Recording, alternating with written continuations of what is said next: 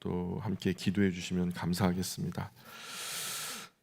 우리 하나님의 말씀 지난 시간에 이어서 고린도전서 2장 12절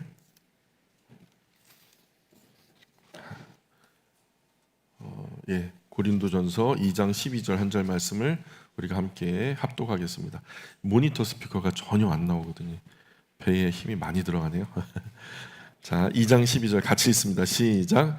우리가 세상의 영을 받지 아니하고 오직 하나님으로부터 온 영을 받았으니 이는 우리로 하여금 하나님께서 우리에게 주신 것들을 알게 하려 하심이라. 아멘. 우리가 지난 시간에 계속해서 이어서 말씀을 나눕니다.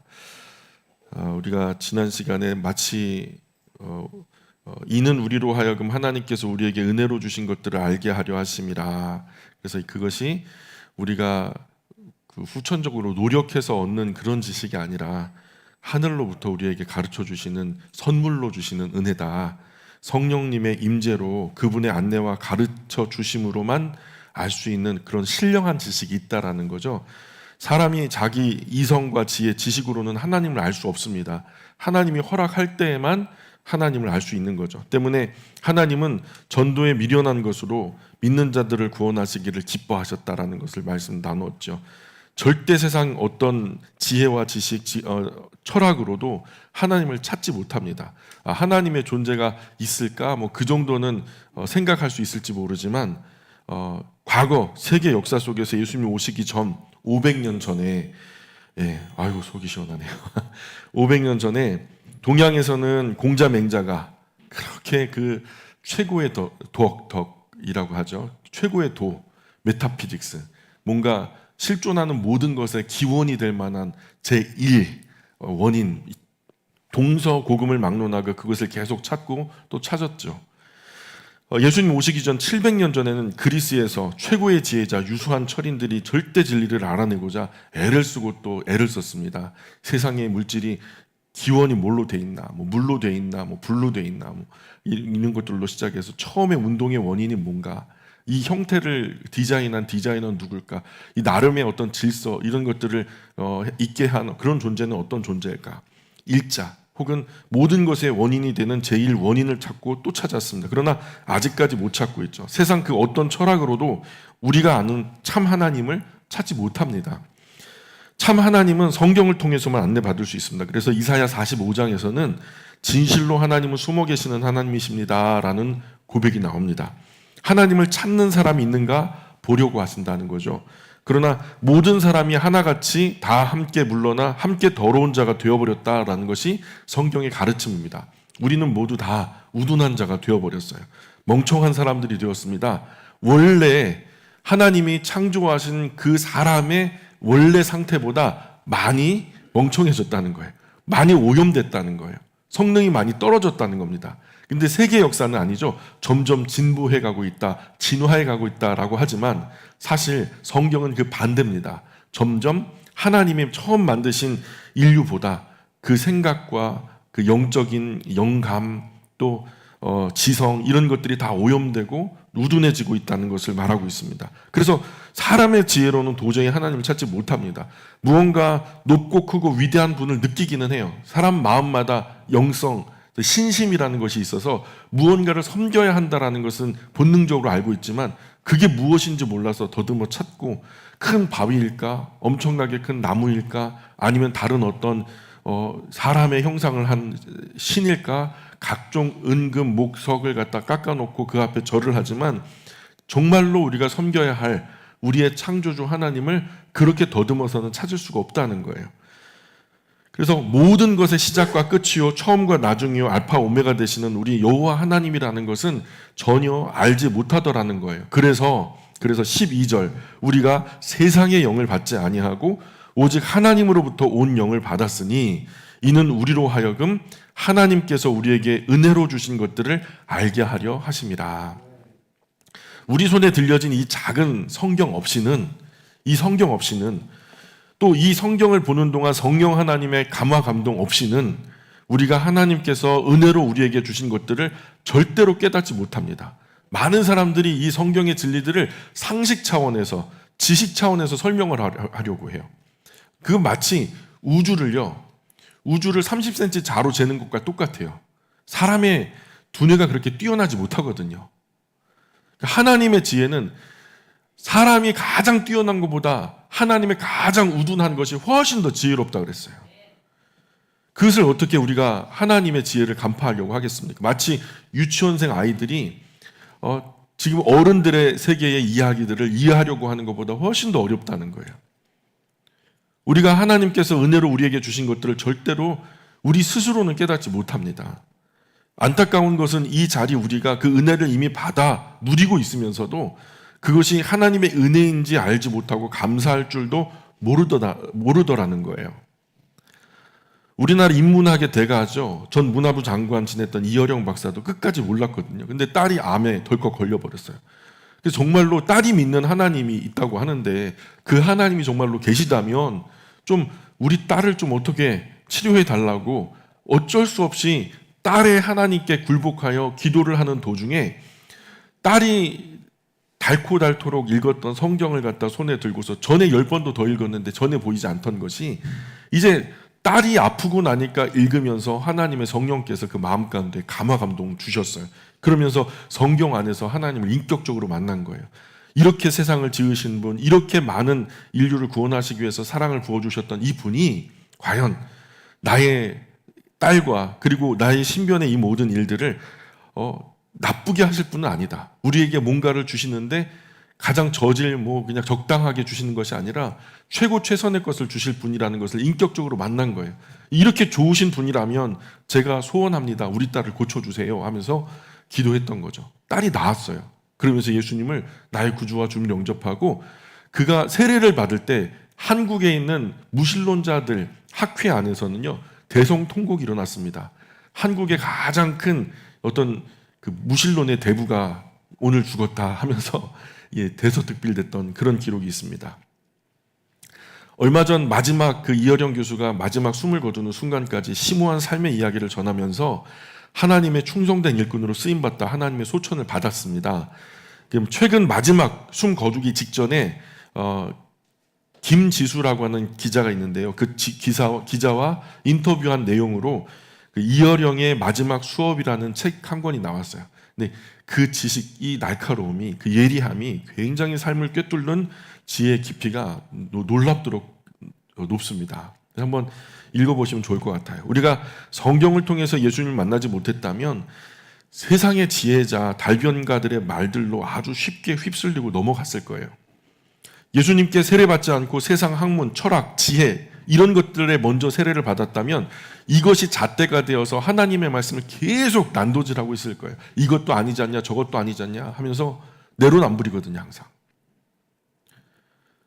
우리 생각은 합리주의 이상은 넘어서지 못할 거예요. 상식 이상은, 내가 경험한 이상은 절대로 인정하지 않으려고 할 거예요. 사람은 자기 작고 미천한 생각이 못 미치는 것은 절대로 안 믿으려고 하거든요. 이런 양상은 지금 현재도 서구 신학자들 사이에서 아주 뚜렷하게 나타나고 있어요. 서구 신학자들은 성경에 나타난 기적들은 전혀 못 믿어요.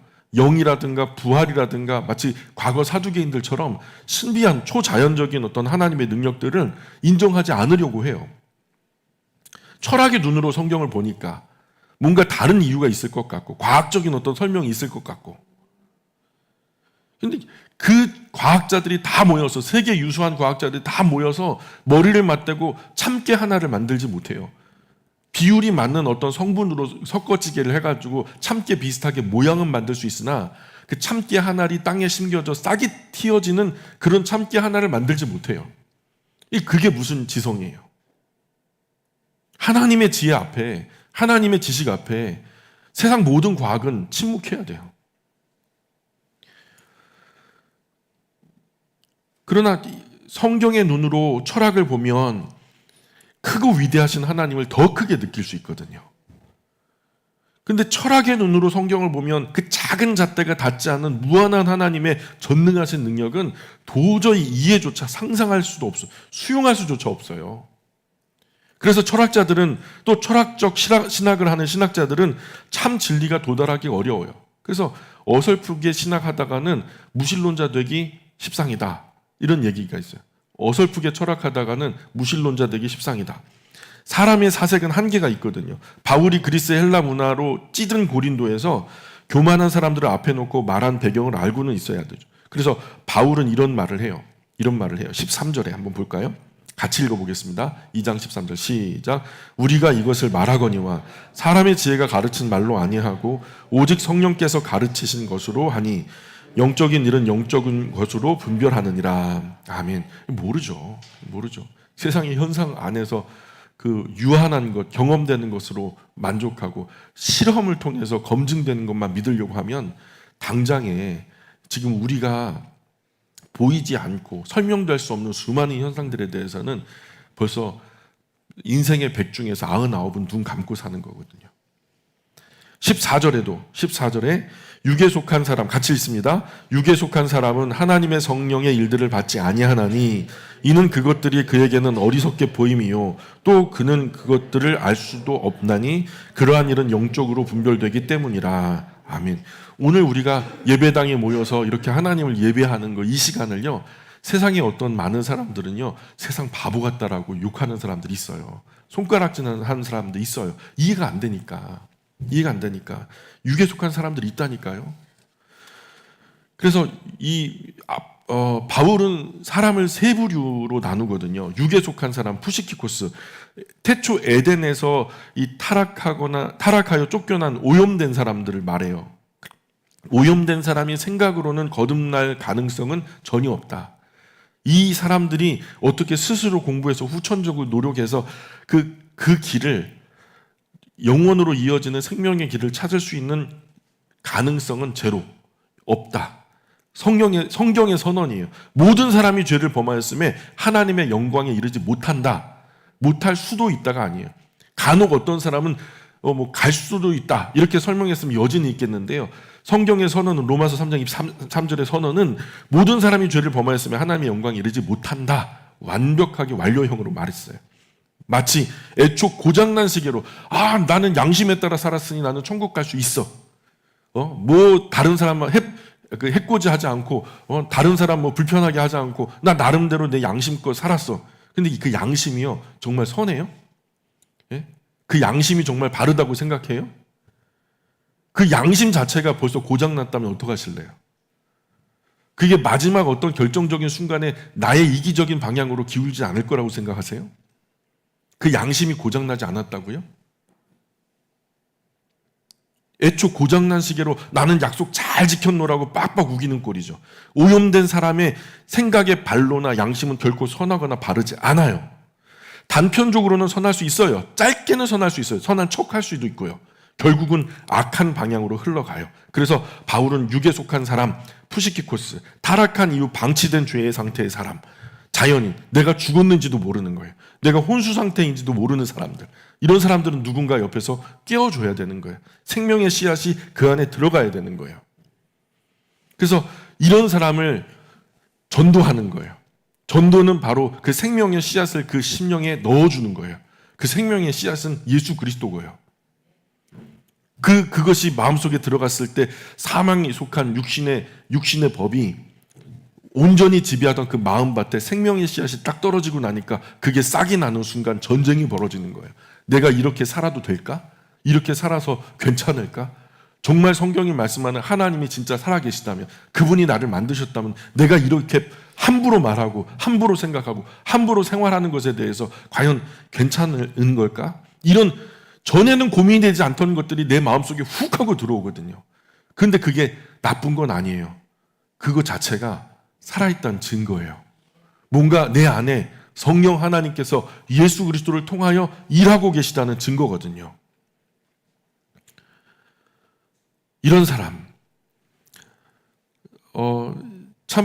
그러나 그 생명의 씨앗이 심령 가운데 들어가기 전에 있는 사람들은요, 그 갈등하는 사람들을 이해하지 못해요. 그 갈등을 넘어서 온전히 헌신되고 충성된 사람들을 이해하지 못해요. 깨닫지도 못하죠. 왜냐하면 이런 일은 영적으로라야 분별할 수 있기 때문에. 예, 이런 말씀이에요. 15절 같이 읽습니다. 시작. 신령한 자는 모든 것을 판단하나 자기는 아무에게도 판단을 받지 아니하느니라. 아멘. 신령한 자라는 것은 푸뉴마티코스라고 하는데 영에 속한 사람이라는 거예요. 방금 전에 육에 속한 사람 나왔죠? 지금은 영에 속한 사람이에요. 영에 속한 사람은 그 도를 전달받아 그 마음에 영적인 씨앗이 떨어져서 영적인 것에 눈을 뜨게 된 사람이에요. 이제 알게 된 사람. 이런 사람은 모든 것을 판단할 수 있는 위치에 있어요. 왜냐하면 세상의 결국을 예수 그리스도 안에서 통달하게 되었거든요.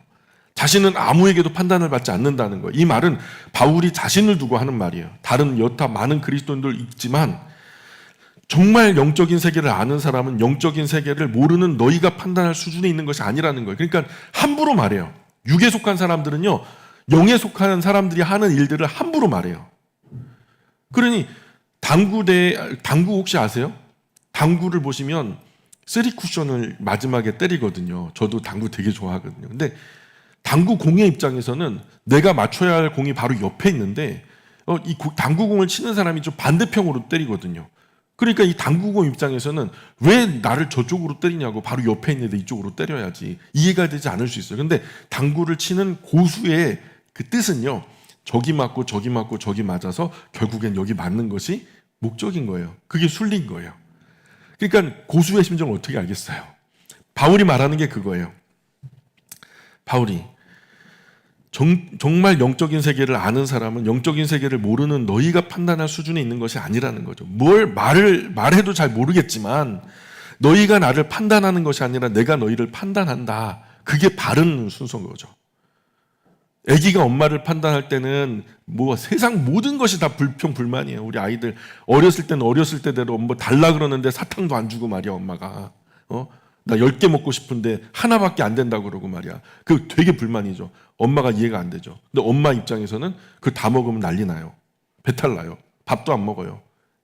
장기적으로 봤을 때 건강이 안 좋아지거든요. 누가 판단하는 게 옳아요? 아기가 판단하는 게 옳아요? 엄마가 판단하는 게 옳아요? 그렇죠. 그런 것 같아요. 예를 들어 그런 거예요. 16절 같이 읽어보겠습니다. 시작.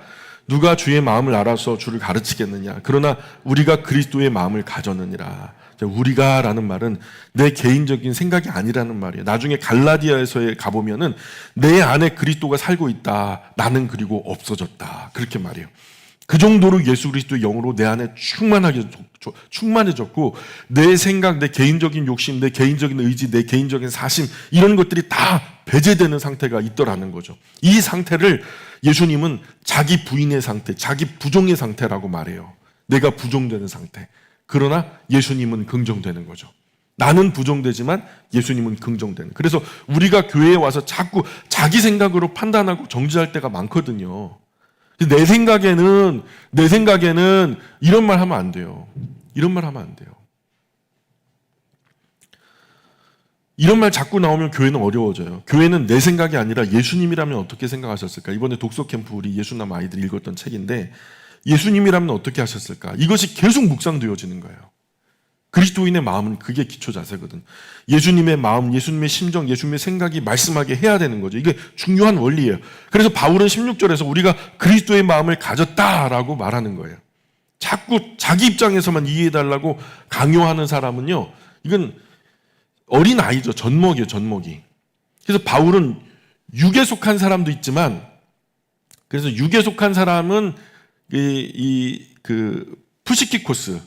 푸시키코스라고 하는 사람은 육에 속한 사람, 아직 예수님을 만나지 못한 사람. 그리고 두 번째로 영에 속한 사람은 푸뉴마티코스, 예수님을 만나 성숙에 이르는 사람, 뭔가 그 영적인 지식을 좀 알게 된 사람. 그것에 이어서 또 한 존재를 얘기하는데 사르키코스라고 하는 존재가 있어요. 사르키코스는 뭐냐면 예수님을 구주와 주님으로 영접은 했지만 아직은 영적으로 어려요. 뭔가 깨닫지 못하는 예수님을 영접하여 내 구주와 주님으로 영접했지만은 영에 속했지만 어린아이같이 아직은 잘 모르는 상태. 그래서 성숙한 자녀는 부모의 마음을 알아서 부모의 일을 덜어주죠. 그러나 어린 자녀는 부모의 일은 잘 모르겠고 부모 사정은 난 모르겠고 그냥 내 생각만 하는 거예요. 좀 이기적이죠. 이런 사람은 철들려면 아직 멀었어요.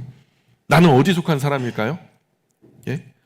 푸시키코스, 아직 예수님 못 만난 사람이에요? 아니면 푸뉴마티코스, 그래서 영에 속한 사람이 되어서 뭔가 성경이 말하고 또 하나님의 말씀을 들을 때 뭔가 조금 이해가고 어떤 세계관이 좀 나름대로 정립이 됐고 그 세계관 안에서 영적인 가치관이 정립이 됐고 그런 가운데 나의 인생이 어디로 흘러간다는 인생관이 조금 정립된 사람들, 이런 사람들은 푸뉴마티코스. 그러나 아직 영적으로 내가 예수님을 구주와 주로 영접해서 예배당은 열심히 다니고 있지만 성숙하지 못해서 사르키코스, 육체에 아주 현저하게 영향을 받고 있는 사람들. 바울은 이렇게 세 부류의 사람으로 나누거든요.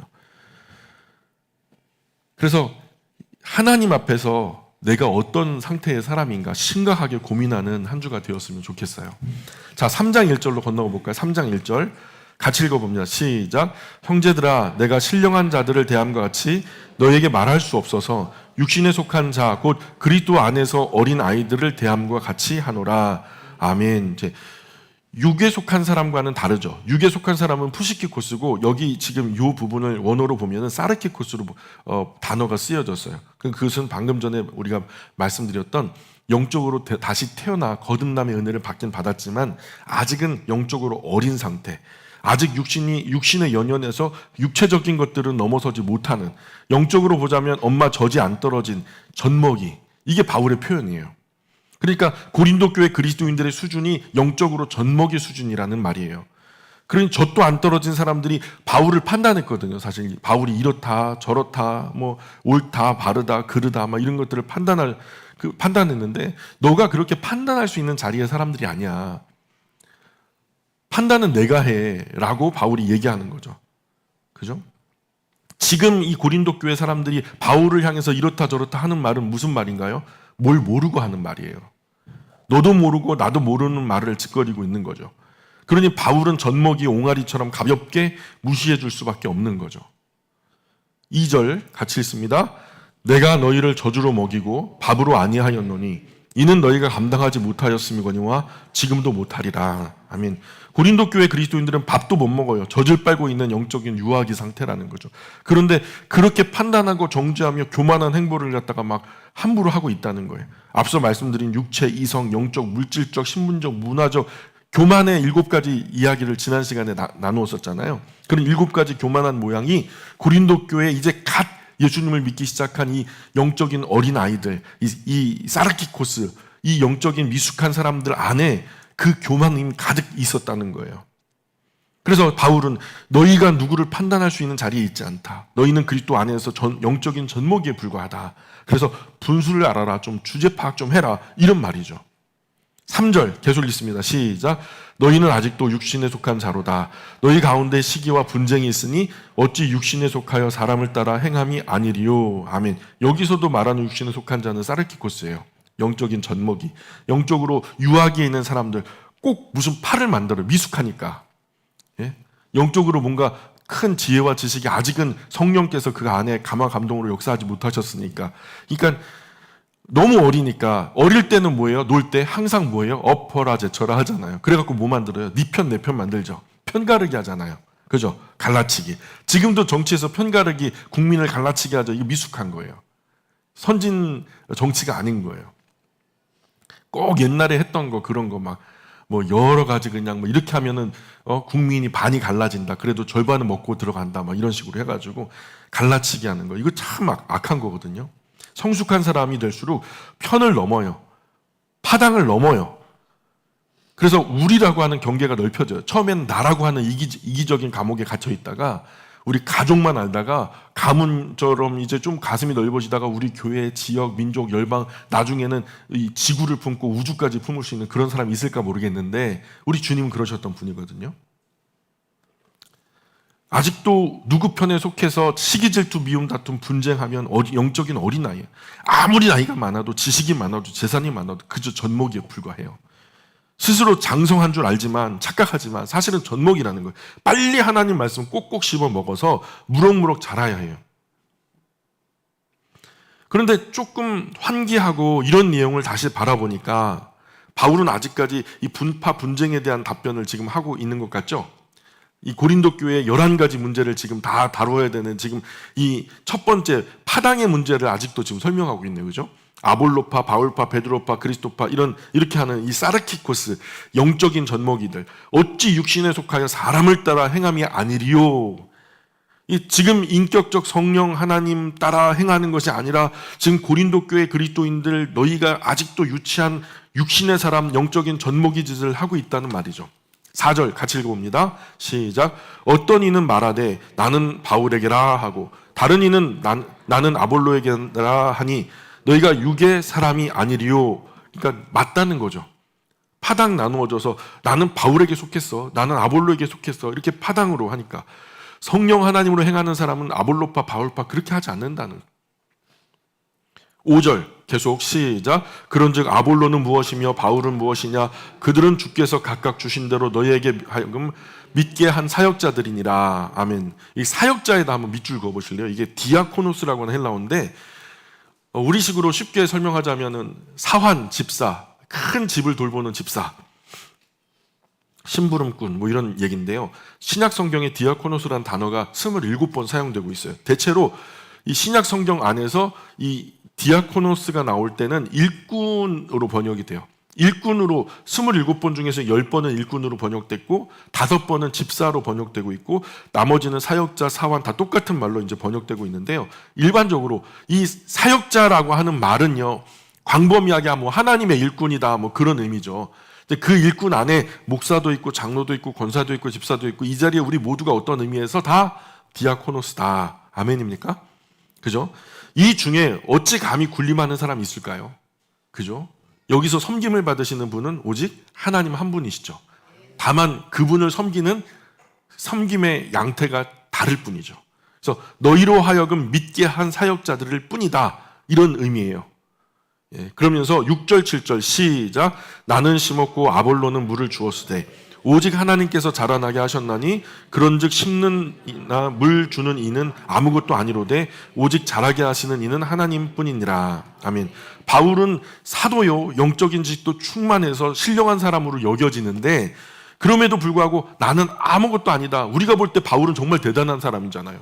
근데 바울은 스스로를 나는 아무것도 아니다. 나는 그저 심었던 사람이야. 심은 사람일 뿐이고 아볼로는 그저 물 주었던 사람이야.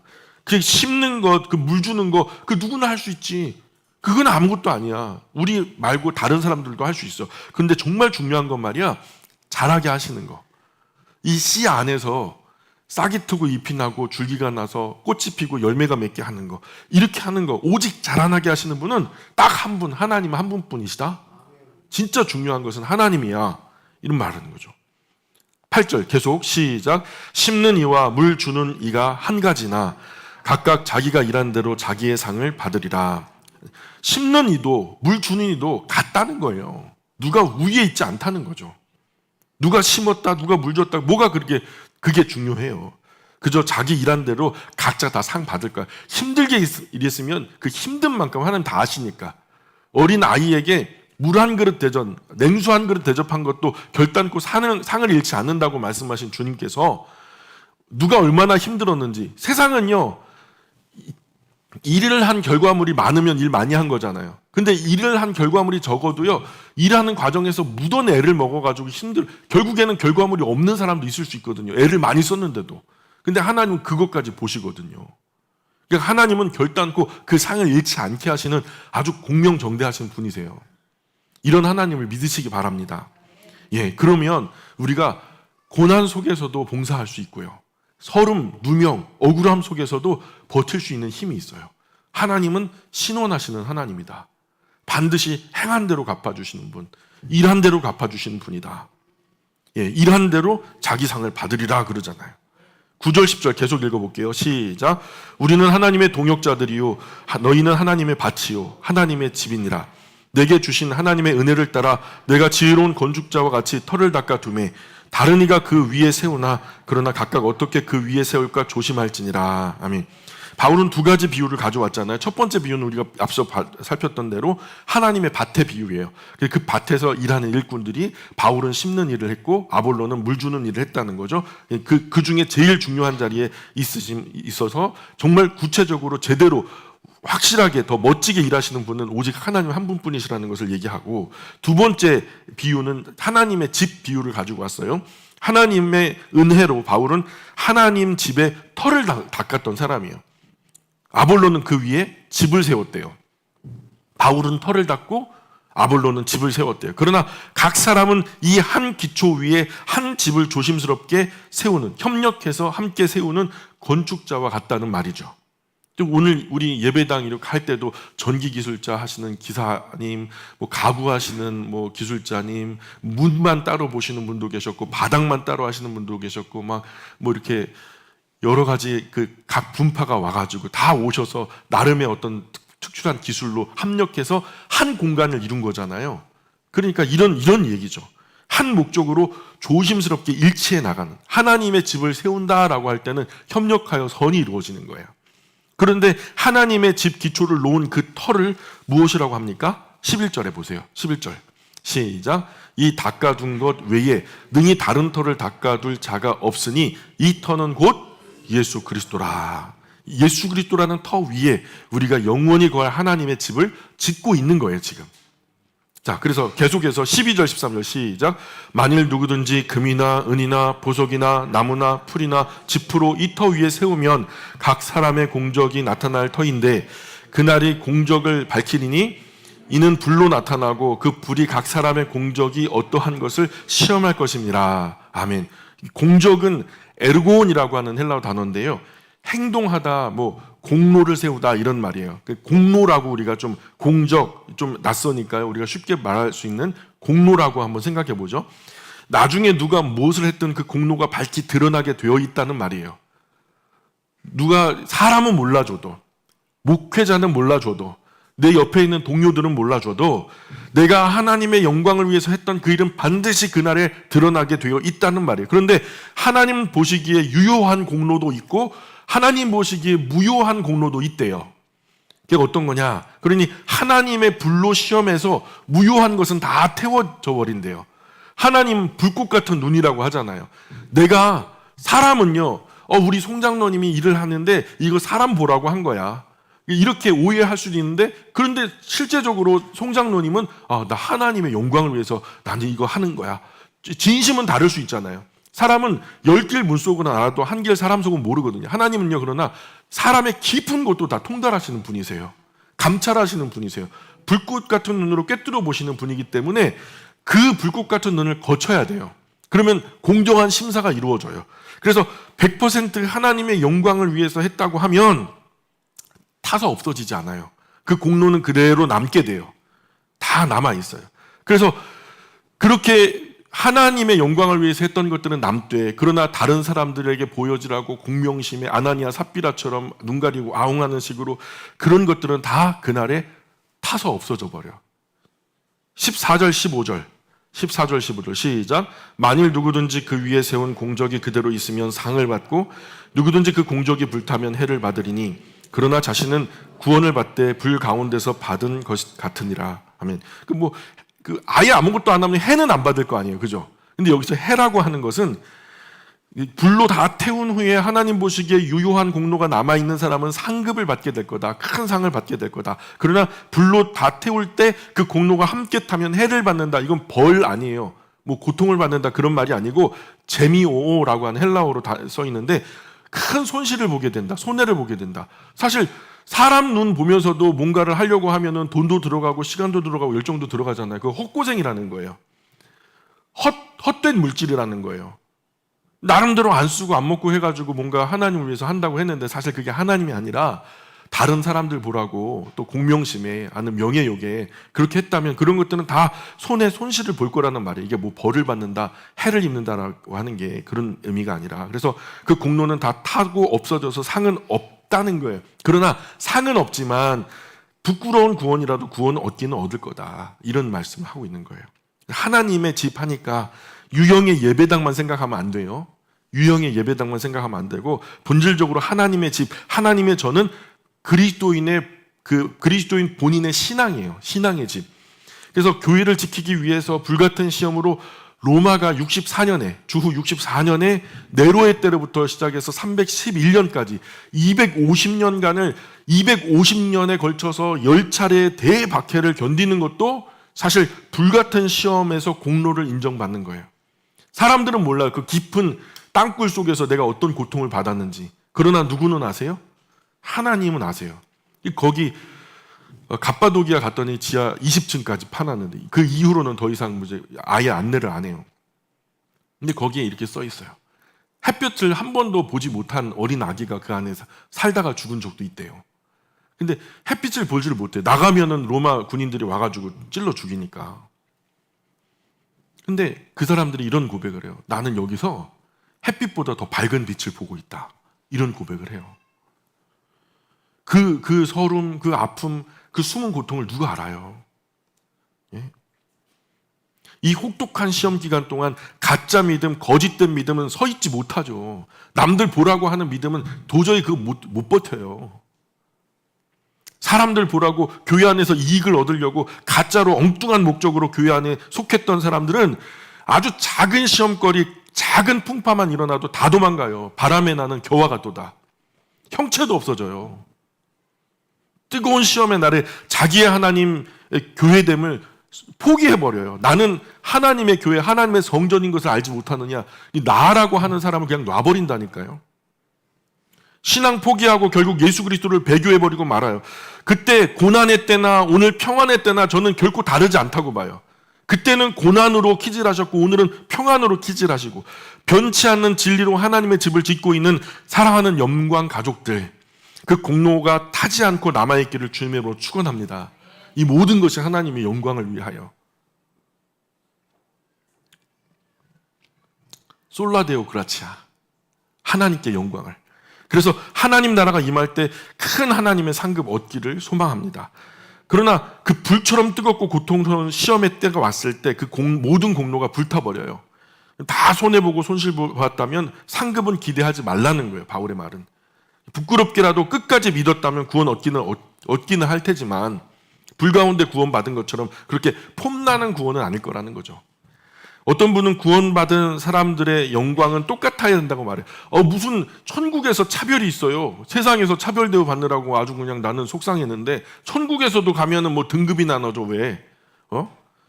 그 하나님께서 예수 그리스도로 인하여서 구원받은 사람들의 영광은 똑같아야지 그게 천국이지. 그렇게 따지고 저한테 질문했던 사람이 있거든요. 그 구원받는 사람 가운데 내신 등급이 있는 것도 아니고 차별이 있으면 어떡하냐는 거예요. 그 불공평한 거 아니냐는 거죠. 그래서 오늘 고린도전서 3장 14절 15절을 갖다 펴서 읽혀드렸어요. 상급이 다르다고 말씀해요. 영광도 다르다는 거예요. 해의 영광이 다르고 달의 영광이 다르고 별과 별의 영광이 다르다는 거예요. 충성한 자와 충성하지 않은 자의 영광이 같으면 그게 불공평이죠. 무조건 똑같으면 더 충성한 사람들은 오히려 불공평한 거 아니에요? 성경은 각 사람이 일한 대로 갚아준다라고 말씀해요. 이 황금률이에요. 어떻게 목숨 바쳐 죽도록 충성한 사람과 그죠? 순교하면서 일한 사람, 그리고 오른편에 강도의 영광이 같을 수가 있겠어요.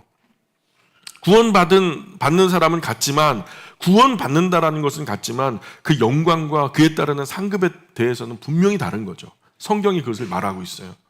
예수님도 박해를 받으면서 신앙을 지키는 사람들에게 이런 말을 해요. 기뻐하고 또 즐거워하라. 하늘에서 너희 상이 큼이라. 싹 생각해봐요. 너희 상이 어떻대요?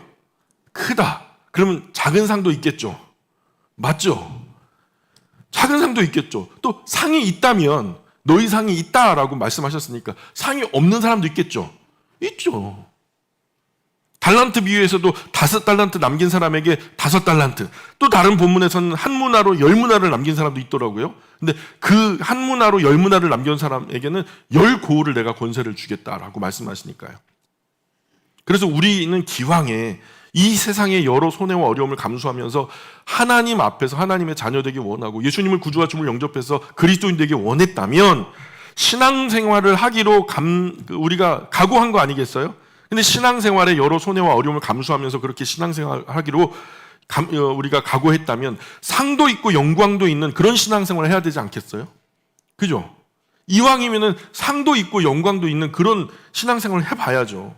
이 짧은 100년 미만의 시간에 썩어질 것으로 심고 썩지 않을 것으로 거둘 수 있다면, 100년 미만의 유한한 것으로 심고 영원한 것으로 거둘 수 있다면 정말 멋지게 심어봐야 되지 않겠냐는 거예요. 어떤 시험의 불에도 다 없어지지 않는 영원한 상급, 참 믿음과 소망과 사랑으로 행하여 칭찬과 영광과 상급이 있는 그런 신앙생활을 우리가 해야 될 줄 압니다. 이제는 구원 받았네, 구원 못 받았네 이런 거에 걸려 넘어지지 말고 이제 더 이상 구원의 연연에 믿음으로 인하여 구원을 받는다고 하니까 우리는 믿음으로 시작됐잖아요. 거기에 대해서 구원 받았네 못 받았네 거기에 연연해하지 말고 적극적으로 주님의 말씀을 의를 위하여 선을 행하라 말씀하시니까 말씀하신 하나님의 말씀을 크게 듣고 멋지게 섬기시기를 주님으로 축복합니다. 자, 3장 16절 17절 시작.